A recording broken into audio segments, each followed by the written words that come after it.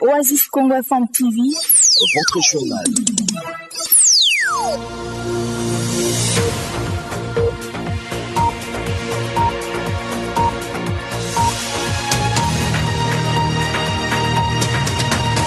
Merci de renouveler votre confiance à la radio Oasis Congo FM et il est temps de vous informer.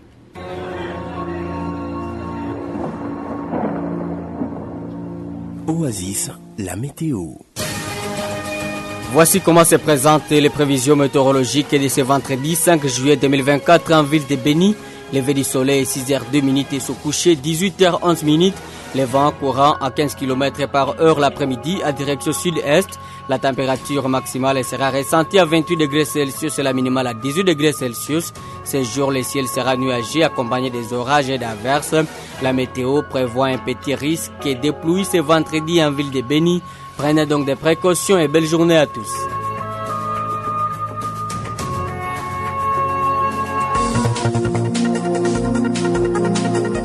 Au sommaire de cette édition, annonce d'une manifestation en ville de Béni par un groupe d'individus pour décrier la persistance de l'insécurité. Les maires de la ville met en garde des organisateurs et appellent la population à vaquer librement à ses occupations. 14 personnes ont été tuées dans une attaque de la milice Codeco dans un carré minier situé à Abombi, en territoire d'Ndjougou de la province de l'Ituri. L'armée congolaise qui a livré les formations ce jeudi appelle les groupes armés à déposer les armes pour que la paix soit une réalité dans la province de l'Ituri. Et en santé, nous parlerons des facteurs entraînant les troubles mentaux chez la plupart des jeunes en ville de Béni. Ça sera bien sûr avec un psychologue qui appelle les jeunes à se faire toujours accompagner des personnes qui peuvent les aider à surmonter leurs problèmes. jeune, ton avenir est plein d'espoir. Mais une seconde de plaisir sexuel peut le gâcher à jamais. Sois sage. On le dit au sommaire de cette édition, plusieurs facteurs sont à la base des troubles mentaux chez les jeunes en ville de Béni. Parmi les facteurs, on peut citer les traumatismes liés à la guerre, le chômage, la prise excessive des boissons fortement alcoolisées et de la drogue. Au cours d'un entretien avec la radio Oasis Congo FM ce jeudi 4 juillet 2024, Héritier Muhongia, un psychologue dans un centre hospitalier neuropsychiatrique, a appelé la communauté, surtout les jeunes, à se faire accompagner des personnes qui peuvent les aider à surmonter leurs problèmes. On l'écoute au micro de Bihao Matsongani. Le facteur de maintien, c'est ce que nous pensons que c'est quelque chose qui peut maintenir la personne dans son trouble. Aussi longtemps que je suis à chômage, je ne suis pas à l'aise. Et à force de ne pas être à l'aise, je demeure toujours dans mon trouble. Si je peux contextualiser la problématique dans la situation que nous vivons à Béni, je vois de loin un jeune garçon qui était bien occupé au champ. Il est en train de gagner son argent facilement. Facilement, il peut obtenir $300 à force de travailler son champ. Mais un certain matin, on lui dit qu'il ne doit pas arriver au champ puisqu'il y a de l'insécurité. Il se retrouve à Béni, il n'a pas même les moyens de se procurer les babouches. Il vit le chômage et la pauvreté notoire. À un certain moment, comme il a beaucoup d'état d'oisiveté, il peut se livrer à l'alcool ou au chanvre. Alors, quelqu'un qui a l'œil qui voit superficiellement dira d'avoir laissé son objet d'amour, son objet d'attraction, les prédispose à devenir alcoolique, à devenir tabagique et à se livrer à de n'importe quoi. Le message à la communauté, surtout aux jeunes, c'est que nous ne devons pas céder à ce que nous sommes en train de subir. Un groupe d'individus annonce une manifestation en ville de Béni ce vendredi 5 juillet 2024 pour décrier la persistance de l'insécurité. La société civile et forces vives dit ne pas être au courant de cette organisation. Pour sa part, les maires de la ville, le commissaire supérieur principal Nyofondo Tekodal et Jacob interdit toute manifestation dans sa juridiction. L'autorité urbaine appelle donc la population à vaquer librement à ses activités quotidiennes sans être inquiétée par qui que ce soit. J'informe toute la population de la ville de Béni que demain, vendredi 5 juillet 2024, chacun doit vaquer à ses occupations habituelles. Je viens de m'entretenir avec le président de la société civile, coordination urbaine de Béni au sujet des activités qu'un groupe de jeunes non autrement identifiés projette, organiser et se donne le sens de troubler l'ordre public sur toute l'étendue de la ville de Béni. Celui-ci dit ne pas reconnaître une quelconque organisation engageant ses composantes. Par conséquent, j'ai instruit la police nationale congolaise pour barrer la route à tout mouvement de personnes, de quelle catégorie qu'elle soit, qui se permettra de priver la population de la ville de Béni de son droit de circuler librement. À bon entendeur, salut. Les syndicats des enseignants des écoles primaires publiques de la province Nord Kivu appellent la ministre de l'enseignement primaire, secondaire et technique à répondre aux doléances des enseignants. Les professionnels de la CRE se sont exprimés à l'issue d'une réunion préparative de l'année scolaire 2024-2025. Ils demandent également au gouvernement congolais de mécaniser tous les enseignants nouvelle unité. Sophie Valinande est porte-parole du syndicat des enseignants des écoles primaires publiques au Nord Kivu. Nous venons d'une réunion du comité du CNPP, laquelle réunion nous a permis de faire l'évaluation de tout ce que nous avons pu traverser au courant de l'année scolaire 2023 et 2024. Nous avons constaté que, comme d'habitude, c'est devenu la routine vraiment. Nous avons encore assisté aux assises des Bibois, dans lesquelles on a promis payer, ajouter 20 000 francs au salaire de l'enseignant, mais aussi amener sa prime de gratuité à 80 000 francs. Lesquelles actions n'ont pas été faites et encore une fois, l'enseignant a pu subir des promesses. Ainsi donc, nous nous levons par des réunions préparatives, lesquelles réunions nous nous levons encore une fois pour mettre garde, pour vraiment hausser la voix et surtout que nous avons la nouvelle ministre de l'EPSP, nous osons croire que cette fois, elle va faire de son mieux pour essuyer tant soit peu les larmes des enseignants des écoles primaires surtout parce que ce sont les écoles primaires qui sont vraiment les porteuses qui mettent en effectivité la gratuité de l'éducation en RDC. Le chef de l'État lui-même a promis mettre l'enseignant de l'école primaire dans de bonnes conditions. Même de petites choses à réaliser ne sont pas réalisées. Un détenu est décédé dans un cachot au quartier Lac-Vert la nuit du mercredi au jeudi 4 juillet 2024. C'est Grace Badesiré, président de la jeunesse du quartier Mugunga. Il s'agit d'un habitat du quartier Mugunga. Les causes de ces décès ne sont pas encore connues. Il demande que les enquêtes soient menées par les services compétents. La jeunesse du quartier Mugunga est en deuil. Il y a une mort qui est survenue au niveau du SIAT du bureau du PNC du quartier Lac-Vert. Nous, comme conseil local de la jeunesse du quartier Mugunga, nous sommes en train de condamner avec toute notre dernière énergie et nous sommes prêts d'aller voir l'OPJ qui a arrêté le monsieur pour qu'il nous dise comment est-ce que sa mort est survenue au sein du cachot. C'est dans ce sens que nous, dans l'urgence et dans la mesure du possible, nous faisons appel à nos autorités de voir comment est-ce qu'ils peuvent finir ce manigance qui se font dans des cachots du PNC, surtout dans le quartier Mugunga et dans le quartier Lac-Vert. Pendant ce temps, une vivification a été observée la matinée du jeudi 4 juillet 2024 dans le quartier Mugunga en ville de Goma. Les déplacés de guerre qui se trouvent dans les cas près du cinquantenaire réclamaient la non-assistance humanitaire de la part des autorités provinciales. Ils ont aussi, par cette action, décrié la persistance de l'insécurité dans l'est de la RDC. Grace Badesiré est président de la jeunesse du quartier Mugunga. Vous allez voir que nous, le quartier Mugunga a connu une tension négative ce matin suite aux déplacés non assistés qui se sont dit que nous doivent barricader des routes, ce qui s'observe dans le quartier Mugunga, précisément vers l'entrée cinquantenaire. Nous, comme conseil local de la jeunesse du quartier Mugunga, nous sommes en train de demander à l'autorité compétente, à des organisations nationales, internationales, de voir comment ils peuvent venir en aide à ce déplacé-là qui ne sont pas assistés. Et si possible, nous demandons aussi à l'autorité de voir comment orienter ces déplacés-là non assistés dans des cas de déplacés reconnus par l'État, là que ces déplacés peuvent facilement avoir des vivres et des non-vivres.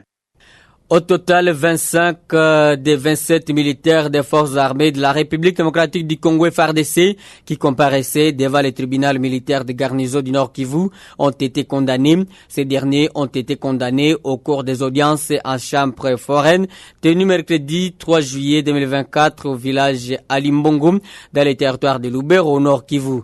D'après des sources locales, 2 soldats ont été condamnés pour le vol qualifié à 10 ans de servitude pénale principale. Les 25 autres ont été condamnés à la peine capitale pour dissipation des munitions de guerre, fuite devant l'ennemi, violation des consignes et tas d'autres griefs portés contre eux.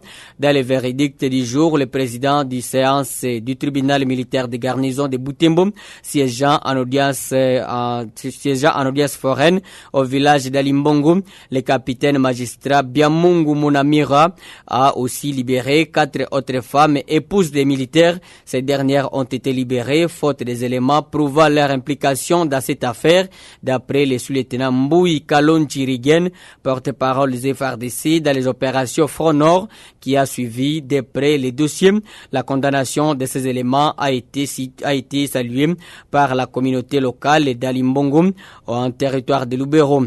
Même son des cloches du côté de l'auditorat militaire qui a appelé par cette condamnation. La population a toujours fait confiance à la justice militaire.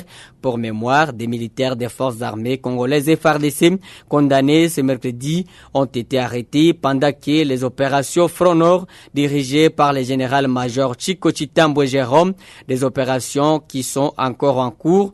De cette condamnation vient appuyer la thèse selon laquelle les militaires FARDC créent parfois une psychose dans les chefs des habitants par des crépitements de balles à l'air n'importe quel moment. Oasis Congo FM TV, toujours plus proche de vous. À tout moment de la journée, retrouvez l'essentiel de l'info régionale. Oasis Congo FM TV, la juste dose d'infos. Quittons la province Nord Kivu pour celle de l'Ituri. 14 personnes, dont 6 sujets chinois, ont été tués dans une attaque de la milice Codeco dans un carré minier situé à Abombi, dans le territoire d'Ndjouga, province de l'Ituri. La nouvelle est confirmée ce jeudi 14 juillet 2024 par le lieutenant Gilles Ngongo Chinkoudi, porte-parole de l'armée congolaise en Ituri. Il indique que ces assaillants se sont attaqués à la population lors d'une débandade après une pression militaire de l'armée loyaliste. On écoute Gilles Ngongo Chinkoudi qui appelle les groupes armés à déposer les armes dans ses propos choisis par Justin Paluku Mupanya. Oui, nous confirmons que ces Codeco ont ôté la vie à 6 sujets chinois et un compatriote congolais. Dès là, les forces armées sont venues en intervention. Après échange de tirs, nous avons perdu des éléments, sont tombés sur le champ d'honneur et de leur côté, on signale également 6 miliciens qui ont été tués, ramenés par ces miliciens. Le message aux réfractaires au processus de paix, c'est clair, au nom du commandant des opérations, gouverneur militaire, lieutenant-général Luboya, qui demande tous les groupes réfractaires au processus que les attaques, les offensives vont continuer si ils ne reviennent pas à la raison. Et nous disons clairement qu'ils n'ont qu'une seule alternative, c'est déposer les armes, c'est rentrer au processus. Ces offensives n'épargneront personne.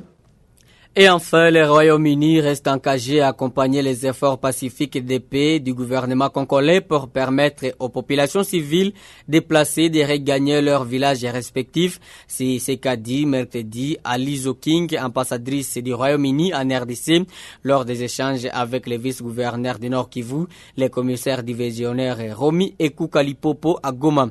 Nous vous proposons d'écouter Alizo King au micro de Patrick Sialouha. C'est pour les parties prenantes de se mettre d'accord à travers le dialogue. Mais je crois que la communauté internationale, certainement, a un rôle de soutenir les efforts, les processus de paix régionaux et d'encourager et d'appeler chaque partie prenante et tous les parties qui ont influence sur les parties prenantes de vraiment s'engager avec honnêteté dans un processus de paix.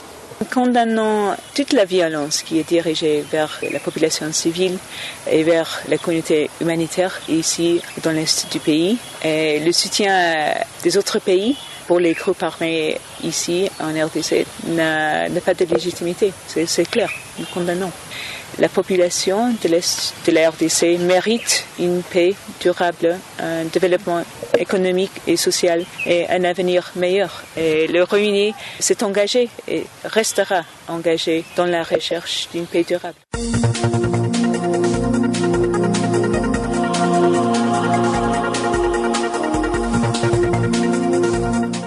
Mesdames et messieurs, c'est la fin de cette édition mise en onde par Erasto Anzukula, présentée par Justin Palouk Mouvialava.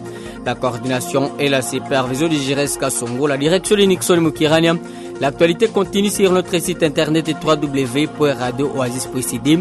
Avant les actualités sportives, on va d'abord suivre la chronique Les Pèlerins des Royaumes de là-bas. Portez-vous bien, au revoir.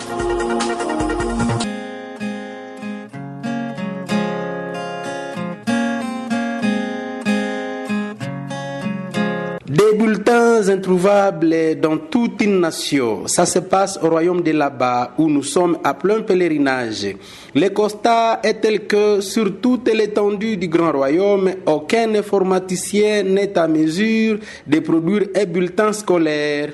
Les écoles du cycle primaire comme secondaire se débrouillent avec des papiers tracés appelés archives. Ceci en attendant les vrais bulletins qui viendront du ministère des tutelles. Mais attention, ces bulletins ont été payés cash par les parents des apprenants et c'est là au début de l'année scolaire lors de l'inscription.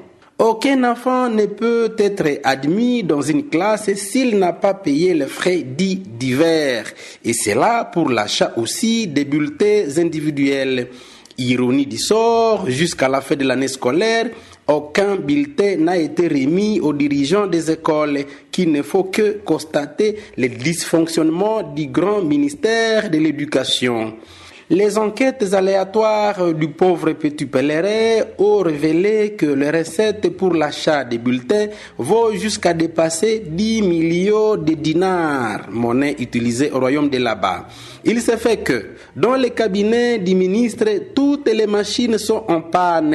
Ordinateur, laptop, desktop, imprimante, laser, stencileuse et la dactylographe. Elle est encore d'usage au royaume de là-bas. Impossible donc d'imprimer, ce qui fait que les bulletins soient introuvables au pays.